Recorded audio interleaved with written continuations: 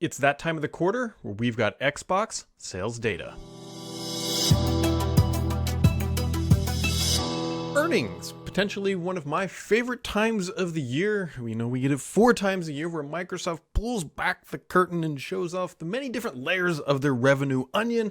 And this time around, we're getting to look at, what's going on in sort of the post-hybrid everybody work from home era. And so Microsoft, they had a pretty good quarter depending on how you look at it. And so let's just dive into the numbers with a particular focus on gaming here. So what Microsoft announced today is that overall they had $52.9 billion in revenue, which is an increase year over year of about 7%. Now, net income, which is the amount of dollar dues that Microsoft is shoving into the bank account after all expenses are paid, was an impressive $18.3 billion. That's how much money Microsoft is shoving in there, or roughly about a third or a fourth of what they will owe Activision if they can actually close that deal. So closer to a fourth, maybe closer to a fifth. Something like that. But that's a single quarter. That is a single quarter. Now, let's dive into the revenue side here as it relates specifically to gaming. So here's what Microsoft announced, and there's some notes too also from the earnings call. So gaming revenue specifically declined 4% or down 1% in CC, where that means constant currency, which is effectively where you take out currency fluctuations year over year. I don't get too tied up in that. So revenue declined roughly 4%. Xbox content and services revenue grew 3%. Now, keep in mind, Microsoft every year tells us keep that in focus. That is the figure that they want to grow, is the revenue from content and services, and it was up 3% year over year for the quarter. Now, on the hardware side, Xbox hardware revenue declined about 30% on a prior year comparable that benefited from increased console supply. So this statement here is actually probably one of the more interesting ones out of all of this. So console revenue being down year over year is not all that unexpected from Microsoft, particularly the further you get away from the launch period. You either sell fewer consoles at a higher price, or you start slashing prices and selling more consoles. But either way, down pretty significantly, but that's pretty much what Microsoft was expecting us. Now, the interesting thing I find here is the console supply. If you remember, I actually did a video a few weeks back about the Series X. I am curious if that is what they are referencing, is that they're actually having issues with the Series X supply. The Series S is relatively easy to get a hold of, but as of right now, the Series X is a bit hit or miss. I think supply is improving, but it's not as readily available in Q1 or Q3 as Microsoft refers to it. It was Q1 of the calendar year. It was Q3 of Microsoft's fiscal year. Microsoft's fiscal year ends June 30th of this year. And that will be meaning that we are now in Q4 of Microsoft's fiscal year.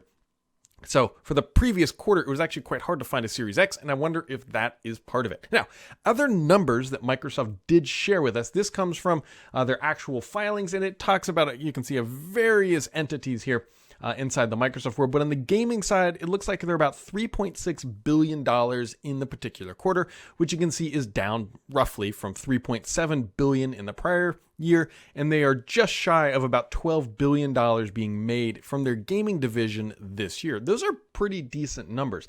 One of the more better numbers that actually came out. So during the earnings call, and I find this is critical here, Microsoft CEO Satya Nadella said on Xbox in Q3 fiscal, he said, "We set a third quarter record for monthly active users and devices, with nearly $1 billion in revenue coming in from subscriptions this quarter alone."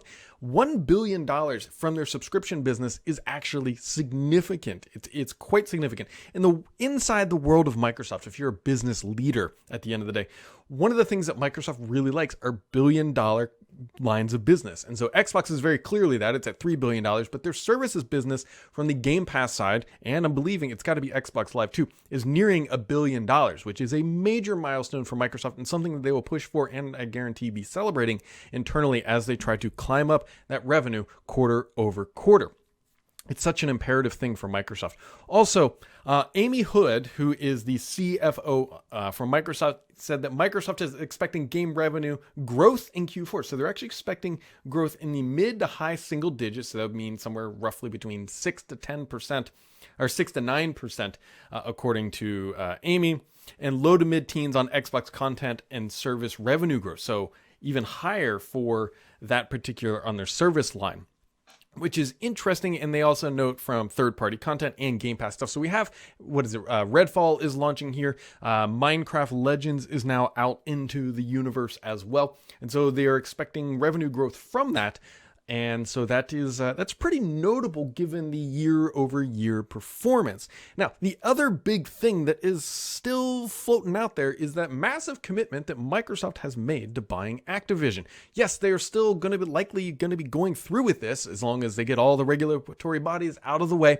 Microsoft did not opine any specific dates again for when it was closed. Originally, it was supposed to be closed by June 30th, but we all know that may or may not happen. We're still waiting to see what the FTC does, but particularly if, depending on when you're watching this, but tomorrow on the 26th of April, we are expecting that the CMA, which is the UK regulatory body, will issue their ruling, their formal and final ruling related to this process. And so what we are expecting is, based on their own language, is that they're going to approve the deal, and then they are going to have some qualifiers that Microsoft must do specific aspects, probably more than likely honor the 10-year agreements and other things like that.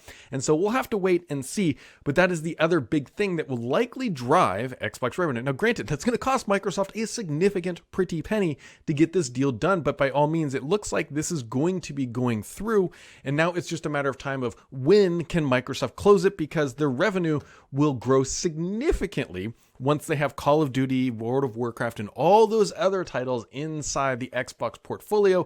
This number will grow, and that will be a big thing for them. And so, yeah, that is where Microsoft landed for the previous quarter. Now, was it a good quarter? Was it a bad quarter? I would say it was probably right in line with expectations. The concerning thing, which there are, is the revenue drop from hardware, right? If Microsoft truly can't get enough consoles on the shelf, especially the Series X, more than likely the comparable rate is a PS5.